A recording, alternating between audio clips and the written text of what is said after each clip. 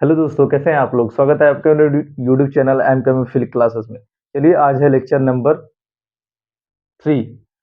तो थोड़ा सा रिवाइज तो करना पड़ेगा ना। लेक्चर नंबर 2 को थोड़ा सा रिवाइज हम कर देते हैं।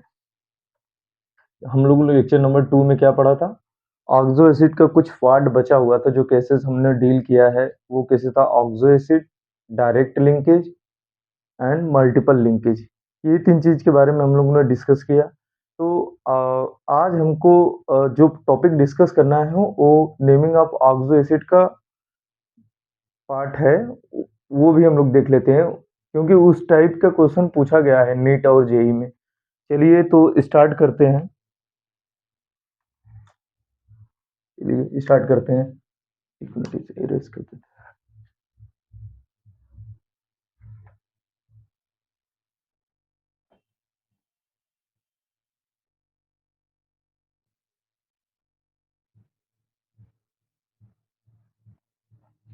चलिए तो आप लोगों ने एक टॉपिक पढ़ा हुआ था नेमिंग ऑफ ऑक्सो एसिड में।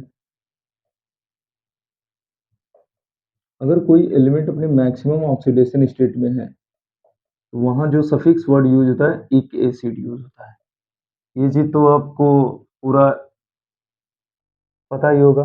अब यहाँ से एक पार्ट हम लोग डिस्कस करेंगे। अगर एक एसिड में से वन वाटर मॉलिक्यूल रिलीज हो जाए, वन वाटर मॉलिक्यूल अगर एक एसिड से वन वाटर वाटर मॉलिक्यूल अगर रिलीज हो जाए तो वहां पे जो कंपाउंड बनेगा और उसकी नेमिंग क्या होगी, चलिए देखते हैं। तो एक वन वाटर मॉलिक्यूल से रिलीज हो गया तो यहाँ पर मेटा इक एसिड, इसका जो नेम होगा वो मेटा इक एसिड होगा। ये आपको तो अभी तो समझ में नहीं आया कि ये क्या है, कैसे, कुछ पता तो चल नहीं रहा होगा कि इक एसिड में से वन वाटर मॉलिक्यूल्स निकल गया तो यहाँ मेटा इक एसिड बचा। देखिए, मैं आपको एग्जांपल के थ्रू समझाता हूँ। तो मैक्सिमम ऑक्सीडेशन स्टेट का जो मैंने एग्जांपल लिया था एक एसिड में, चलिए उससे बात करते हैं। देखिए, इसको आप ध्यान से चीजों को समझ लीजिए, ये क्या है, कैसे करना है। इसका आप स्क्रीनशॉट ले लीजिए। तो इसका स्क्रीनशॉट ले लेंगे, फिर इसको अपने कॉपी पर लिखिएगा जरूर। देखिए, मैं बार बार ये चीजों को बोल रहा हूँ कि आपको प्रॉपर नोट्स बनाना है। और ऐसा नहीं है कि हम इंग्लिश में लिखेंगे, इससे लिखेंगे एडवांस। देखिए, अपने आप को ज्यादा दिखाने की कोशिश मत कीजिए। अपने लैंग्वेज में चीजों को लिखिए कि उसमें कैसे है, क्या है। मैं जो बोल रहा हूँ उसको अपने लैंग्वेज में बना के लिखिए कि मतलब हमारे समझने की तरीका क्या है, कैसे समझे। तो उसी तरह से आप चीजों को कीजिए। चलिए बात करते हैं इसका। तो हम बात करते हैं इक एसिड के। कितने इक एसिड हम लोग ने पढ़ा था? H3PO4, H3BO4। इसका ऑक्सीडेशन स्टेट फाइंड आउट पहले करेंगे। दिमाग में चीजें आनी चाहिए। और जैसे कोई इनऑर्गेनिक कंपाउंड गिवन हो तो दिमाग में एक चीजें आनी चाहिए। 3 चीजें तो आपको आनी ही चाहिए। पहला naming of oxo acid, second part oxidation state, third part structure. ये मैं आपको बार बार कह रहा हूँ कि ये चीज सीखिए। देखिए, आप प्रैक्टिस करेंगे तो चीजें आराम से आ जाएंगी। लेकिन ये हमेशा आपको दिमाग में रखना है कि ऑक्सो एसिड का जैसे ही कॉन्सेप्ट आए तो हमको दिमाग में 3 चीजें याद होनी चाहिए। पहले नेमिंग क्या होगी, इसका नेमिंग क्या होगा। फिर ऑक्सीडेशन स्टेट, जो सेंट्रल एटम है उसका ऑक्सीडेशन स्टेट क्या होगा। मैक्सिमम ऑक्सीडेशन स्टेट में है कि मैक्सिमम से कम में है, ये चीज। फिर उसके बाद आपको स्ट्रक्चर देखना है। स्ट्रक्चर देखने से क्या पता चलेगा कि उसमें कौन सी लिंकेज प्रेजेंट है, परऑक्सी लिंकेज प्रेजेंट है, ऑक्सी लिंकेज प्रेजेंट है, डायरेक्ट लिंकेज प्रेजेंट है कि मल्टीपल लिंकेज प्रेजेंट है। चलिए ये चीज हो गया। चलिए बात करते हैं यहाँ पर एग्जाम्पल की। H3PO4। तो यहाँ ऑक्सीडेशन स्टेट पहले फाइंड आउट कीजिए।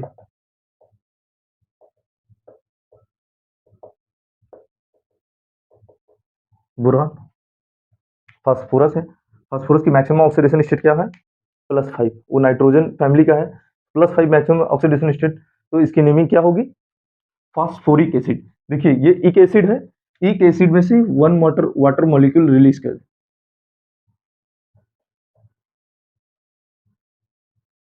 ये हो गया। इसको क्या बोलेंगे? यानी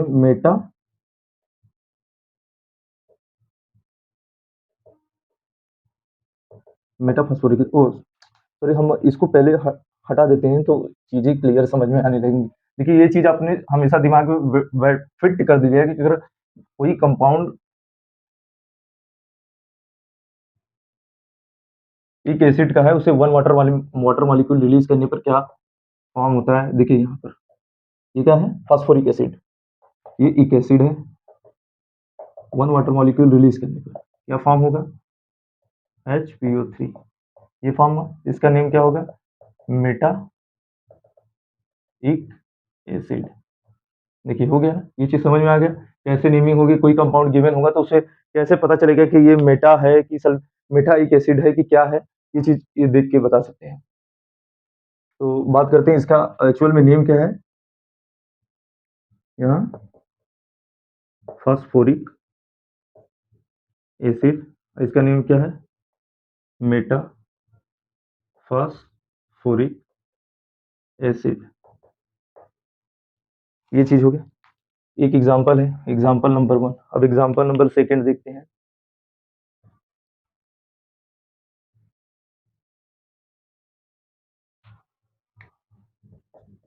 H3BO3 H3BO4 -8x+3 H3BO3।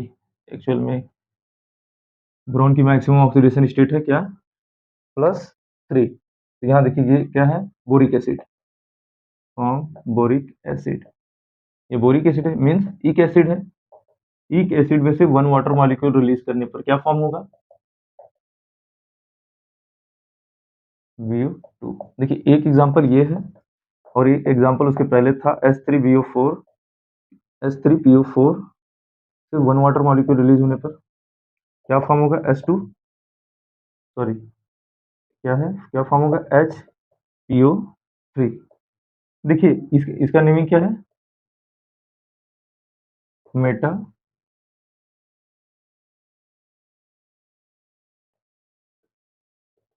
Metaphosphoric acid, Meta boric acid.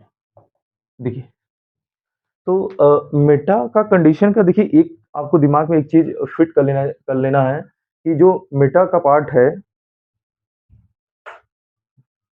जो मेटा का पार्ट है उसमें क्या है कि मेटा मीन्स देखिए वो अपने मोनोमर में एग्जिस्ट नहीं करेगा। ये कंपाउंड जो गिवन है ये मोनोमर में एग्जिस्ट नहीं करेगा, ये अपने पॉलीमर फॉर्म में एग्जिस्ट करेगा।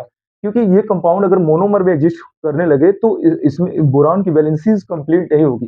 तो यहाँ पर जो यहाँ इसको किस तरीके से डोनेट कर इसे किस तरीके से इंडिकेट करते हैं, ये है N. N N means 2 3 4 dot dot dot. ये है, ये चीज आपको समझ में आया? मेटा फॉर्म कैसे क्या है, कैसे हमको पता चलेगा कि ये oxo acid Meta oxo acid है क्या है? पहले फॉर्म ये देखना है कि अगर कंपाउंड अपने मैक्सिमम ऑक्सीडेशन स्टेट में प्रेजेंट है तो उसमें से वाटर मॉलिक्यूल रिलीज करने पर 1 mole of water molecules release करने पर जो कंपाउंड फॉर्म होगा उसको उसका नेमिंग क्या होगा? मेटाइक एसिड। चलिए यहाँ तक चीजें क्लियर है? ये देखिए ये मैं दो एग्जांपल ही बस डिस्कस कर रहा हूँ क्योंकि जब मैं क्वेश्चन सॉल्व कराना स्टार्ट करूंगा तो ये सबसे रिलेटेड कई कई क्वेश्चन दूंगा। तो आप इसे घबराइए मत, इसके जैसा क्वेश्चन बहुत सा है वो मैंने डिजाइन किया हुआ है। चलिए ये हो गया। अब बचा जो ऑक्सो एसिड के नेमिंग में एक पार्ट बचा है। चलिए जैसे एक एसिड का आपने पढ़ा, वैसे अस एसिड का भी फॉर्म होगा।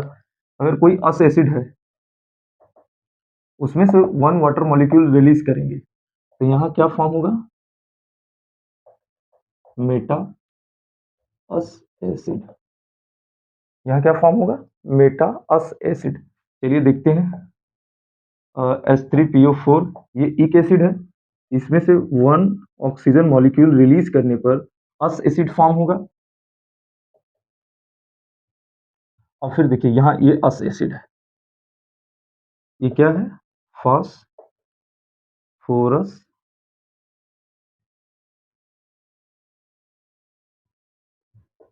ये हुआ फास्फोरस एसिड और यहाँ से वन वाटर मॉलिक्यूल रिलीज करने पर क्या फॉर्म होगा? HPO2। इस फॉर्म में एग्जिस्ट करेगा Meta phosphoric Meta phosphorus acid. ये देखिए ये हो गया। अब अस वाले कंडीशन में ये हो गया। और दूसरा पार्ट क्या हमने दूसरा एग्जांपल डिस्कस किया था, ये वाला H3BO3, ये बोरिक एसिड है। वन ऑक्सीजन मॉलिक्यूल रिलीज करने पर क्या फॉर्म होता है, H2H3BO2। अब यहाँ से वन वाटर मॉलिक्यूल रिलीज कर देंगे तो यहाँ क्या फॉर्म होगा, HBO। ये क्या है, ये है आपका बोरस एसिड। ये क्या है आपका boric acid. One water molecule release करने पर बोरस एसिड, अरे ऑक्सीजन रिलीज करने पर बोरस एसिड, और यहाँ पर वन वाटर मॉलिक्यूल रिलीज करने पर क्या फॉर्म होगा, बोरस एसिड।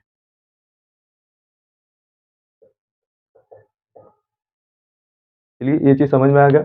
मेटा वाला फॉर्म इक में और अस में, ये समझ में आ गया। वैसे सिमिलरली आपको उसमें भी होगा, हाइपो वाले फॉर्म में भी होगा।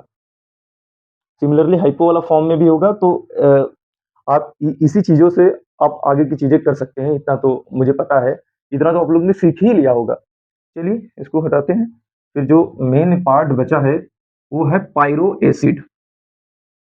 जो हमें एक पार्ट डिस्कस करना है वो है पायरो एसिड। पायरो एसिड कैसे फॉर्म होगा, क्या करना है, उसके बारे में देख लेते हैं। पायरोफॉर्म जो हमें डिस्कस करना है, पायरोफॉर्म। पायरोफॉर्म में क्या है, चलिए देखते हैं। फर्स्ट फॉर्म पायरो का देखते हैं।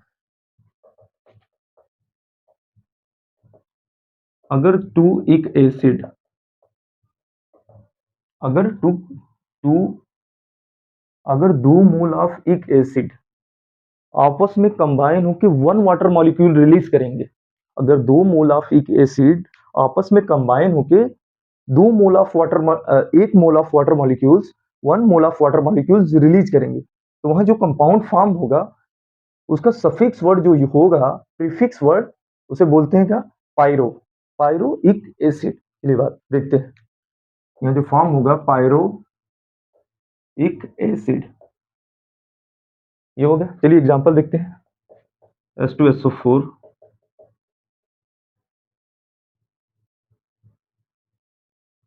H2SO4 कंबाइन और वन वाटर मॉलिक्यूल्स रिलीज होगा। यहाँ 4, पहले आप ये चीज देख लीजिए। इसे डायरेक्टली करने पर आपको भी कंफ्यूजन होने लगेगा कि कैसे क्या कर रहे हैं। देखिए यहाँ 2 मोल ऑफ इक एसिड यूज किया हमने, H2SO4, तो यहाँ क्या फॉर्म हुआ, यहाँ फॉर्म हुआ H4S2O8। देखिए ये चीज फॉर्म हो गया। अब यहाँ से हमें वाटर मॉलिक्यूल रिलीज करना है। ये फॉर्म करने के बाद वन वाटर मॉलिक्यूल रिलीज करने पर जो कंपाउंड मिलेगा, 2 दिस इज O7, इसे बोलेंगे पायरोइक एसिड। देखिए इसे बोलते हैं पायरोइक एसिड। और उसका दूसरा जो नेम है ओलियम है। उसके बारे में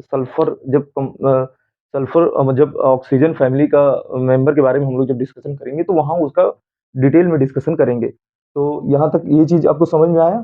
चलिए उसको वो कर सकते हैं, शॉर्ट कर दें। वो तो हमें समझाने के लिए इतना बड़ा रिएक्शन बनाया मैंने। यहाँ जो फॉर्म होगा वो 2O7, ये है आपका सल्फ्यूरिक एसिड।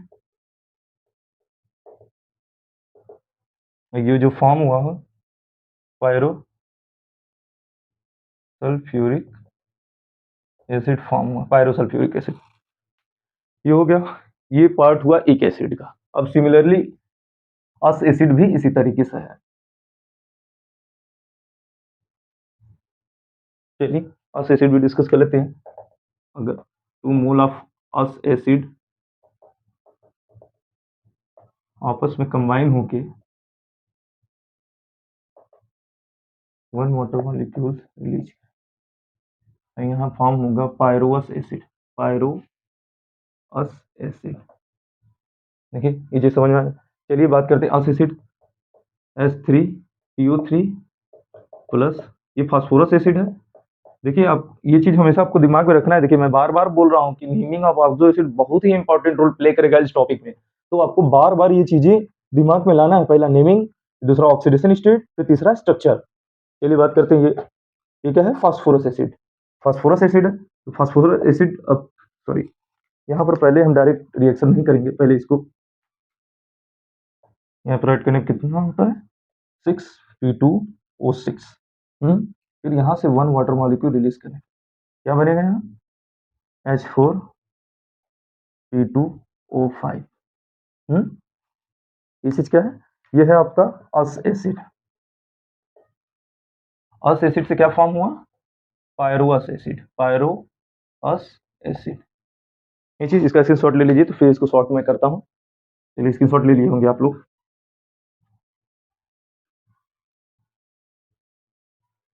चलिए यहाँ देखते हैं H3PO3 2 mole of this molecule react to form, क्या फॉर्म करता है H4P2O5। यहाँ phosphorous acid 1 water molecule release करने पे क्या फॉर्म करेगा, पायरोफास्फोरस एसिड, पायरोफास्फोरस एसिड। ये चीज आपको समझ में आई हो गया अच्छे तरीके से। ऐसे फास्फोरस के लिए है, फिर बोरान के लिए भी होगा वैसे ही। बोरस एसिड जो था उसके लिए भी यही फार्मूला अप्लाई होगा। लेकिन देखिए आप यहाँ तक क्या सीखे आपने, मेटा भी सीख लिया, पैरा भी सीख लिया, इक अस हाइपोअस, आपने 4 एसिड का नेमिंग सीख लिया, 4 ऑक्सो एसिड का आपने नेमिंग बढ़िया से सीख लिया। तो चलिए बात करते हैं जो न्यू टॉपिक हमें डिस्कस करना है उसके बारे में। इसका स्क्रीनशॉट ले लीजिए।